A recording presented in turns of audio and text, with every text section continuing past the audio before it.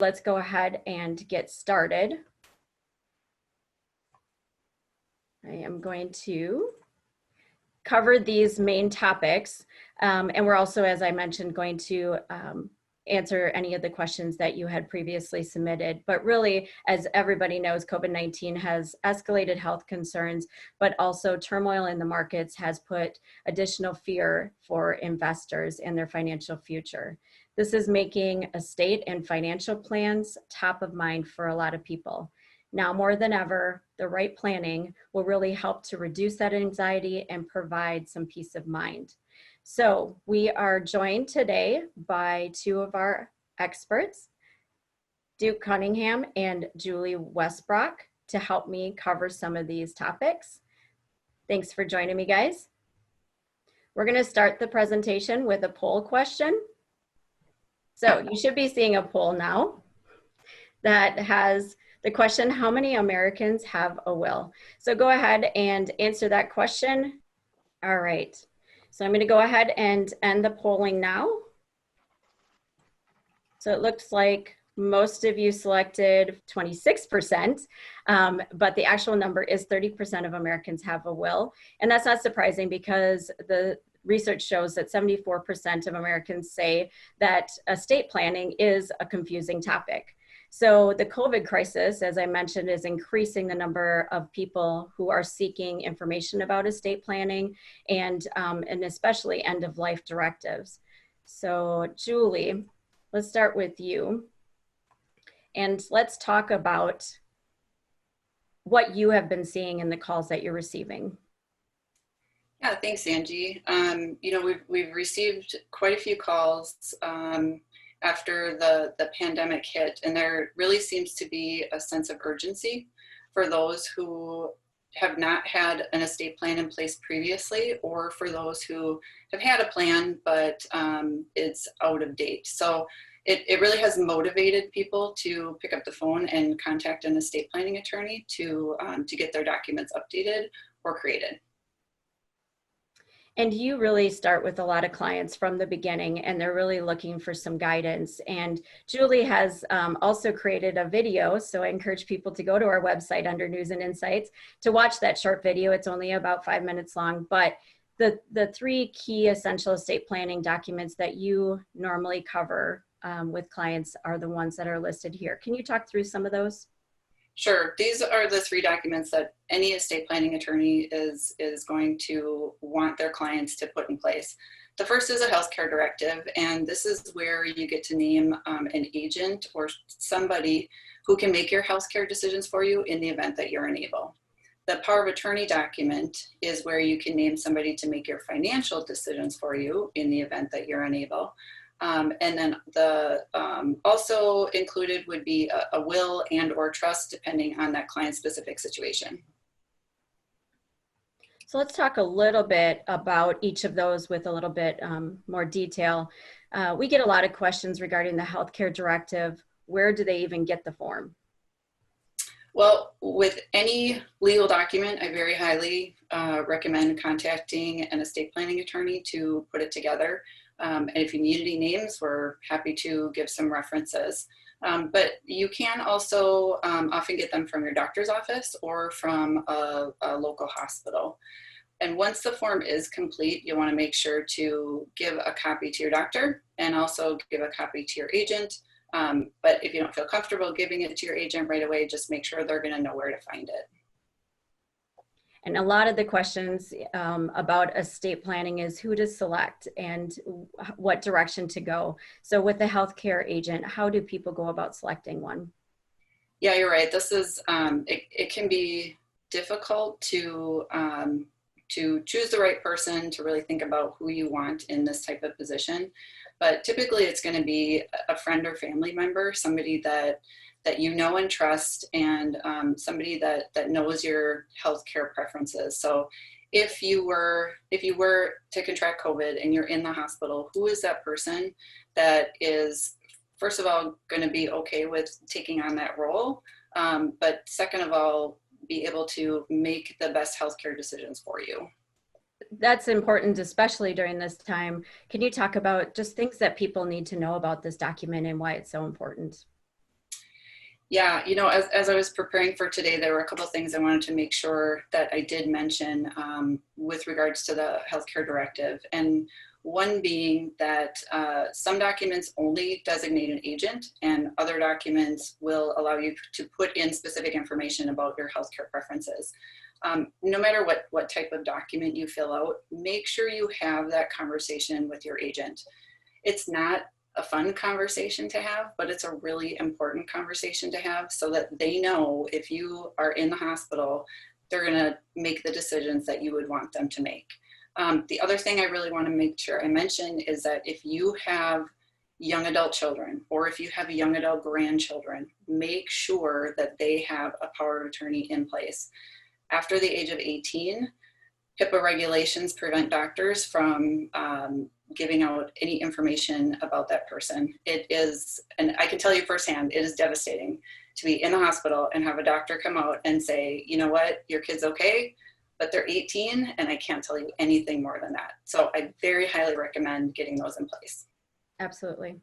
I also just had an 18-year-old who I had sign one, and of course they don't understand right now why it's so important, but it is.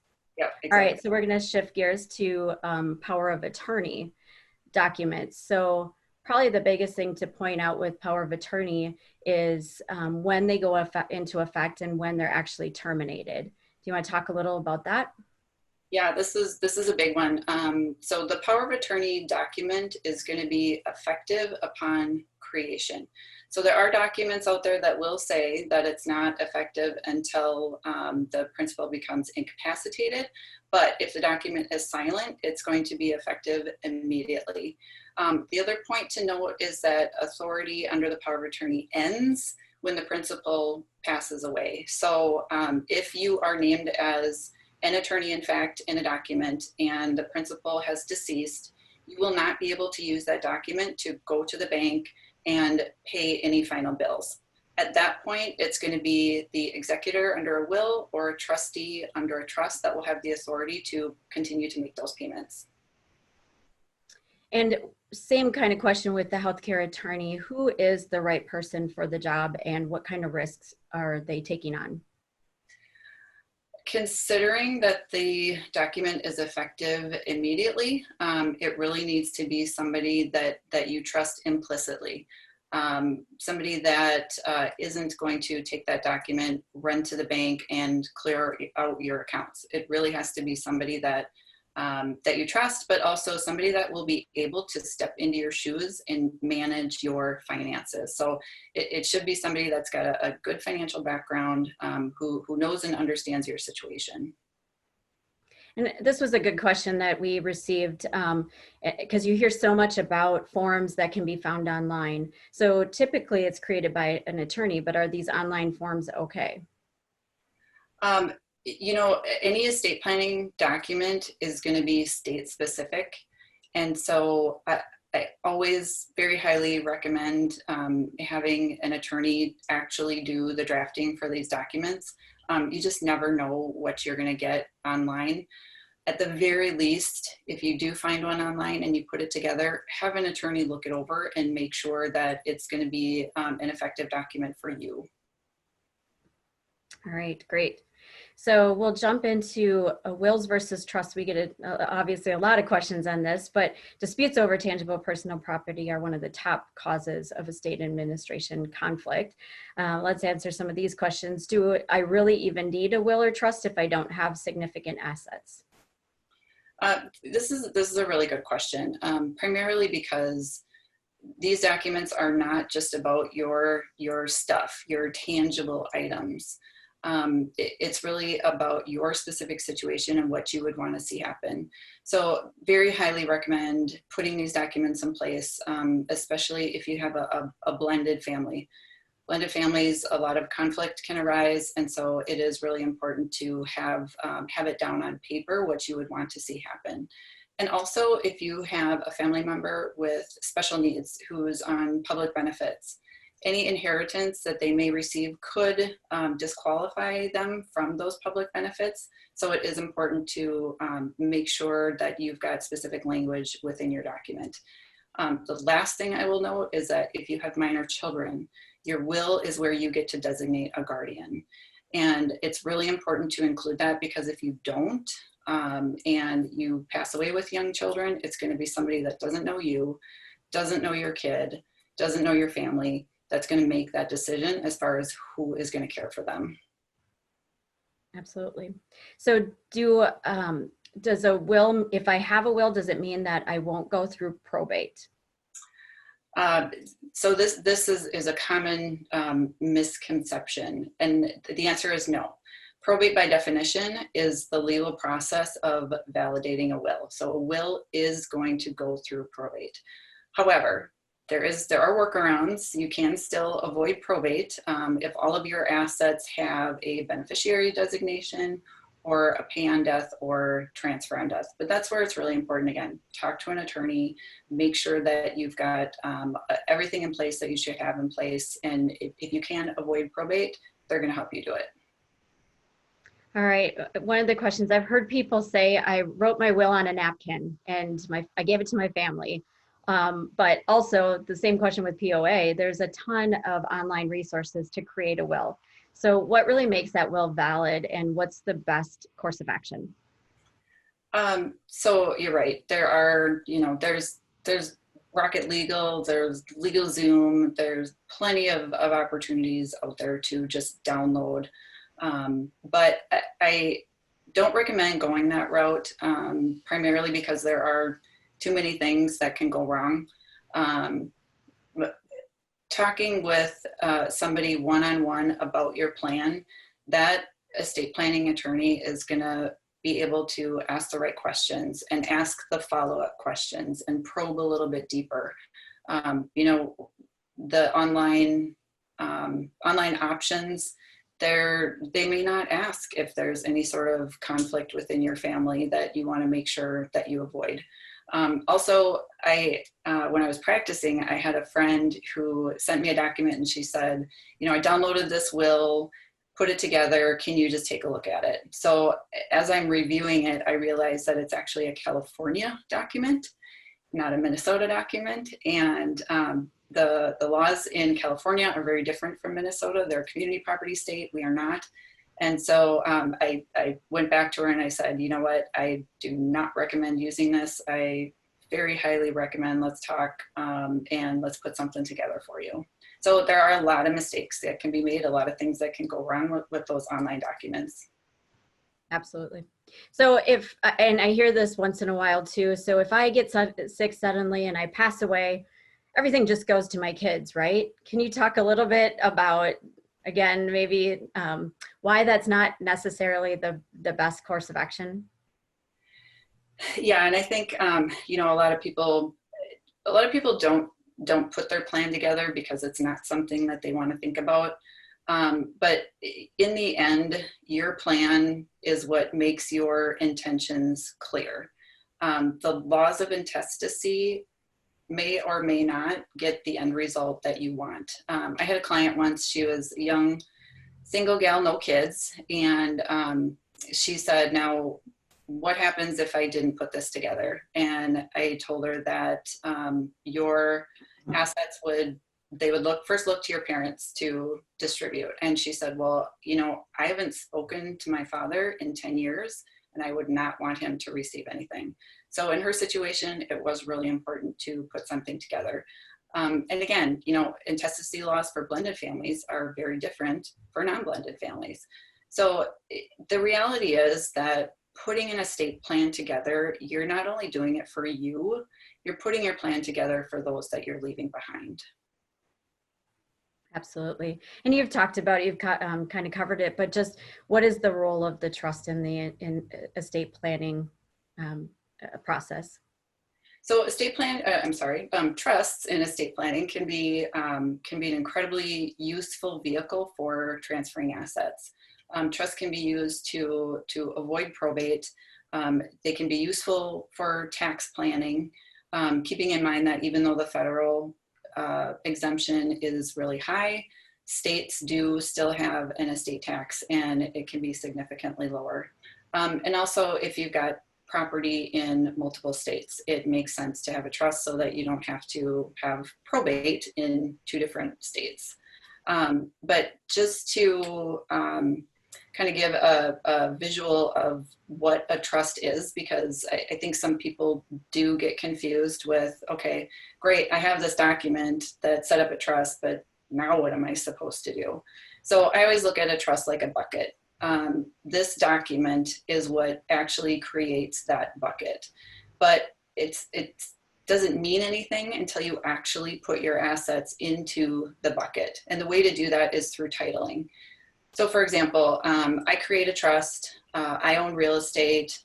In order to put my home into my trust, what I need to do is change the deed from me as an individual to me as trustee of my trust. And that's what gets it into the bucket. So same with bank accounts and any other asset that you have. During my lifetime, I'm the one that is carrying the bucket. I've got my hand on the handle and I'm managing everything.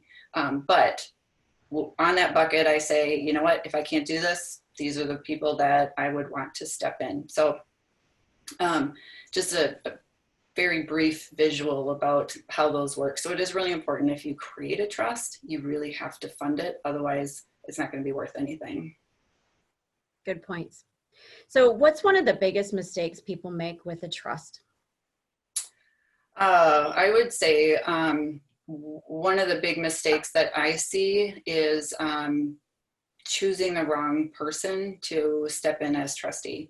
So a lot of times you might see families just naming the firstborn as the trustee, and not telling them that they're named. And then also not really thinking about that person's skills and whether or not they're going to be able to handle the job. So, a lot of times that child is thinking initially like, yeah, mom and dad really like me best. But then 9 months into an estate administration, they're thinking, now I'm kind of wondering if mom and dad even like me at all.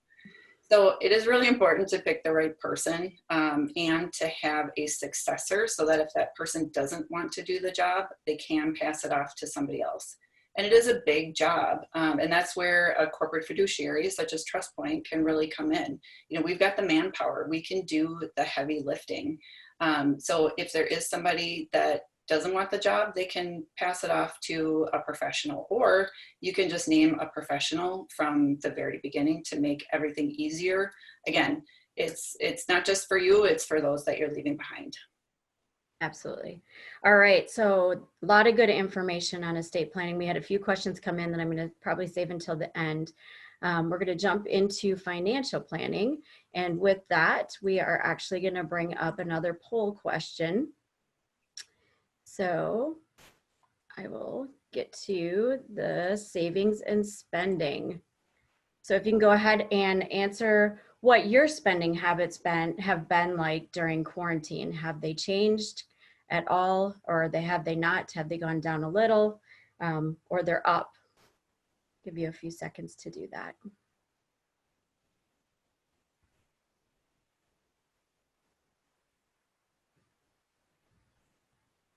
All right, I'm gonna go ahead and end polling and share the results. So has gone down a little, and that is not surprising. A recent survey found that 39% of men and 47% of women in the US report they're spending less during the coronavirus pandemic than they did before. And more than half of Americans aged 55 to 64, those closest to retirement age, are saying their spending has gone down. So we'll come back to that in a little bit. First, we're going to talk with Duke about some financial planning questions. And I think a lot of people, again, are just talking about financial plans, just like they're talking about their estate planning. And recently, I was with some friends that we were talking about financial planning and what's really involved. How do I get started? That was a lot of the questions that were coming up. Can you talk about that a little bit? Sure. No, this is a great topic to talk about right now. But financial planning is really just trying to get a good picture of your financial house and what is it and what are your goals, both short-term and long-term. So financial planning is applicable to folks of many different ages. Younger employees are looking more at younger workers are looking more at short-term goals such as college savings for kids and things like that. Then you have the folks that are approaching retirement, maybe 5 to 10 years out, and they're wanting to learn when or if or how can I retire, and what does that look like. So again, we're trying to learn your goals and then align it with the resources you have. Those resources include, you know, your W-2 income, your earned income, maybe it's business income. When you retire, it's Social Security, it's a pension income. You have some rental properties. So again, wanting to learn about all of those resources and see how they align with your overall financial plan. In addition, we want to have an understanding of part of that of your resources is really the investments, retirement savings, 401ks, IRAs, brokerage accounts when you think of those. And as we want to make sure we look at that and understand the risk that you're taking, and it does that too align with what your goals are for retirement. So there's a lot to take into consideration, and it does seem very intimidating, but again, working with a CFP, Certified Financial Planner, can really help simplify that process when you have that conversation. Absolutely. So do you have to have that all packaged in a nice little folder and provide to you? Ideally in a perfect world, maybe, but you know, do you have to have that all to get started? No, you don't need it all to get started. Obviously, the more we learn and the more we know, the more thorough and accurate the plan is. But a lot of folks aren't that complex, where it's, you think of, you want to have a savings or an emergency fund. We want to know about that. We want to understand your debts. We want to understand how long you really want to work. What do you want to do in retirement? And that can really be a pretty concise conversation. We have a different questionnaires that we can learn or glean that information. And then additionally, it can be provided in the form of statements. So when trying to understand what pension options you may have or what Social Security may be, again, statements right from the source are oftentimes the best for us to accurately analyze and guide you correctly. Great. So similar question to estate planning that I provided to Julie. We hear all the time, well, I don't have enough money to do a financial plan. What's your thoughts on that? Everybody's doing planning of some sort when you think about it. Whether you're the couple at 30 having your first couple children, you're starting to budget. So you want to understand those short-term goals. Maybe it's, how am I going to save for my son or daughter's college education? Is it servicing college debt? So you're doing planning at that point in time. It's just a little bit different than when you think of standard financial planning. Most of the clients that we work with are those folks that are approached retirement or even sometimes in retirement. And that's really, I think it's crucial to start, in that 5 to 10 years to really build that financial plan and identify that roadmap, because there are certain strategies or different things that we could put into play for you leading into retirement that can set you off better when you actually do retire. My biggest piece of advice is don't do your financial plan after you retire. Do it prior. I've seen that happen before, and it usually is a more challenging conversation. Sure. So let's talk a little bit about the markets have been volatile and people are nervous of how long the pullback will last. How does a financial plan help during times of volatility? I think a financial plan helps keep investors grounded. Obviously, it's your savings. It's what you've put away. It's large sums. And when you see what happened in February and March of 2020, just recently, when broad markets collapsed by 30%, I met with had conversations with a lot of clients and folks that I'm planning for, and revisited those long-term goals, because retirement planning and investing are synonymous in that they're both very long-term. So it helps you stay grounded, helps you stay the course, and helps you avoid those emotional traps of selling and at the bottom and sitting in cash and missing that recovery. And as we've seen here, this is proof in the pudding. The market has rebounded very, very quickly. So staying the course has served you very well. And again, going back and revisiting your plan is very instrumental in that comfort. So I just got a comment, and I just want to reiterate. So your biggest piece of advice is Yeah. So somebody said that they were wanting you to repeat the biggest piece of advice, that they didn't hear it as clearly. So let's go ahead and do that. Sure. When I was talking about, the question was earlier, when do you start to plan? my biggest piece of advice is to do it prior to retirement, 5 to 10 years, because there's a lot of steps, a lot of planning that, you know, and we can help build that roadmap to make sure when you do retire that you have, you know, a clearly defined roadmap for retirement, and hopefully a better, more successful and enjoyable retirement. Perfect. Thank you for reiterating that. Mhm. All right, so let's get into some of the opportunities that have presented themselves. So with the passing of the Secure Act in December, what does that mean for my financial plan? So the Secure Act really impacts a lot of things, not just your financial plan, but there were a lot of changes when that passed in December of 2019. Some of those is it moved your required minimum distribution age on qualified or retirement accounts from age 70.5 to age 72. So really kind of deferring that down a little bit. But the other big change was that it removed the stretch benefit for non-spousal beneficiaries of retirement or qualified accounts. And why is that important, and what should you think about doing to counteract that? Is looking at doing Roth conversions, and that way when you take traditional assets, IRA assets or 401k assets, and you convert it into Roth, you've paid the tax today, likely at a much lower tax rate than what we may see, you know, 10, 15, 20 years down the road. But you're setting yourself up for tax-free growth and tax-free distributions when you need those funds or when you do leave them onto your heirs. For younger folks who are, you know, still in the accumulation phase, I would suggest that you start really looking heavily at making Roth contributions on your 401ks and other retirement accounts. And again, Roth is meaning you're putting the money in after tax.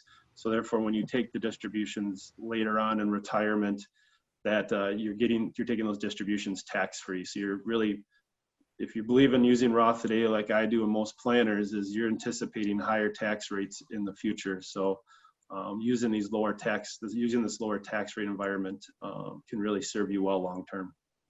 Great. So the CARES Act was passed in Congress, obviously, during the pandemic.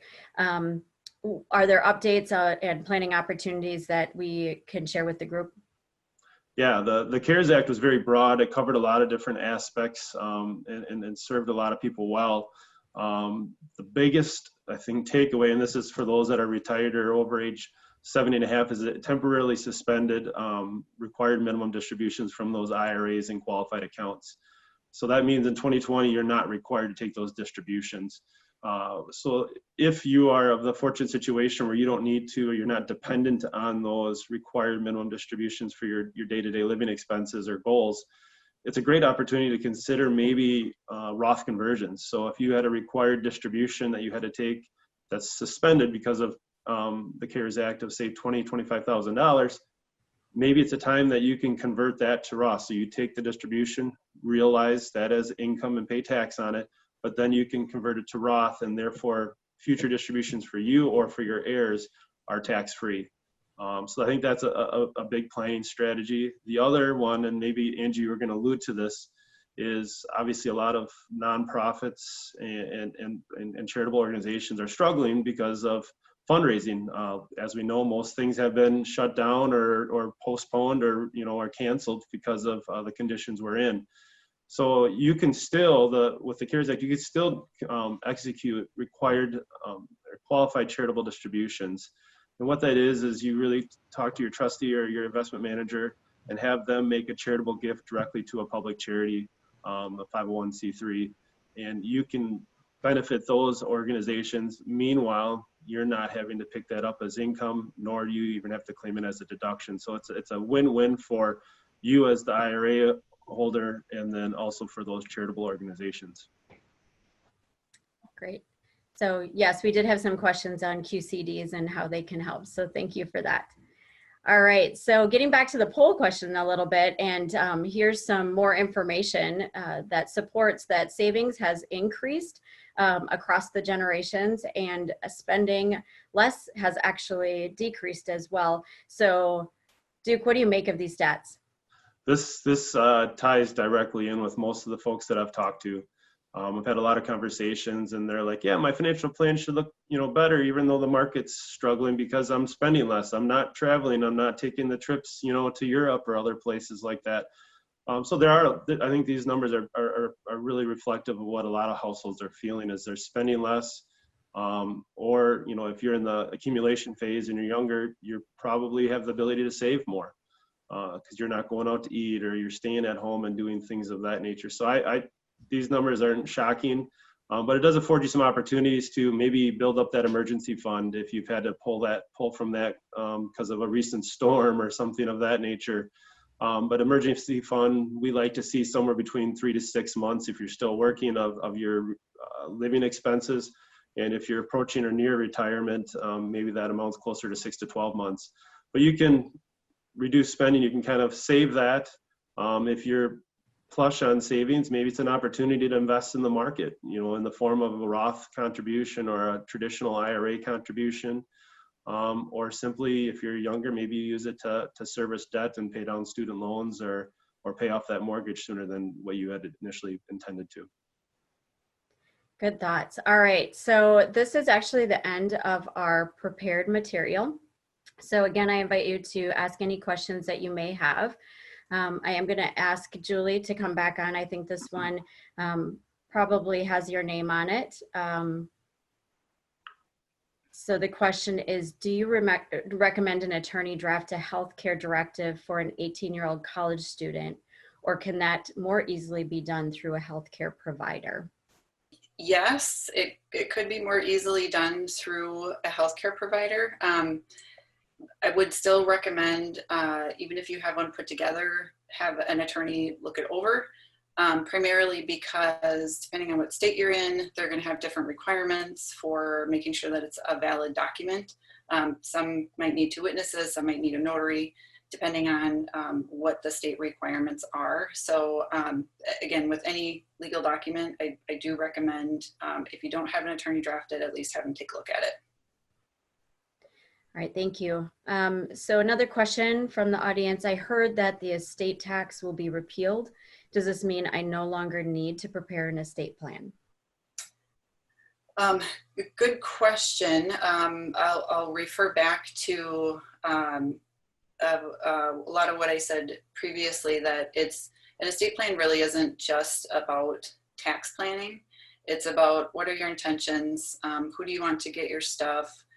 If you've got family members with special needs, making sure that you name the guardian. So there's a lot more involved than just tax planning. And even though the federal estate tax may be repealed, a lot of states still have an estate tax, and so that may still be a consideration. I'm named as the executor of an estate. Now what happens? Yeah, that's one of those, whether you knew or didn't know that you were going to be named. So being named and accepting appointment are 2 different things. But if you have accepted appointment, again, it's reach out to an attorney, find out what legal documents need to be prepared, find out what the assets are, what needs to happen with those assets. And again, if it's not a job that you want to take on, there are professionals such as TrustPoint that could take a look and determine if that's something we could help out with.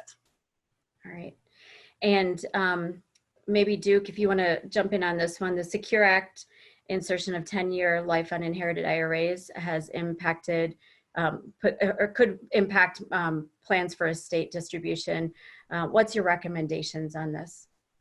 That ties in directly to what I was kind of talking about earlier with the advantage of converting those assets to Roth. I think if you can potentially leave your heirs with more Roth money, it's going to set them up better with that stretch where you have to take the inherited IRA distributed out within 10 years. If you leave your children, $250,000, $300,000 in traditional IRA monies, they're going to have to distribute that over 10 years and pick that up as ordinary income. So it could adversely impact them, and really meaning that more of that money is going to Uncle Sam than maybe could have been if you would have left, paid the tax now and did some Roth conversions. All right, well, we're almost out of time. Any last thoughts from either you or Julie on what we've covered today? Just that if you don't have a plan, make sure you get one. If you have an outdated plan, make sure it's updated. If you know somebody that that doesn't have one, recommend that they do. You know, if you have children who have children and don't have a plan, it's a great gift for them to pay for a plan so that they have something in place, and so that their future is going to be written out so that everybody knows what should happen. And my remarks are going to be quite similar. Is meeting with a planner, establishing a plan is crucial. Again, I think of times like now where I met with my clients and we revisited their financial plan and helped pull out the emotion of the markets and investing. It really put them in a better position long term to stay the course and be mindful that this is long term, not just today or tomorrow. So if you have questions, please reach out. But starting financial planning can be a good peace of mind for you. Great. Well, that concludes our presentation today. Again, I want to thank you for your time and spending a little bit of time this morning with us. If you have any follow-up questions, Duke and Julie are available, as well as any of our relationship managers to answer questions. We do have some resources that are out on the website, again, trustpointinc.com, or follow us on Facebook or LinkedIn to get the most up-to-date information. And as a reminder, we are having another webinar on a market update in August, and so watch your email for that. That's all for today. I appreciate your time. Thanks, Duke and Julie. Have a great day. Thank you. Thank you.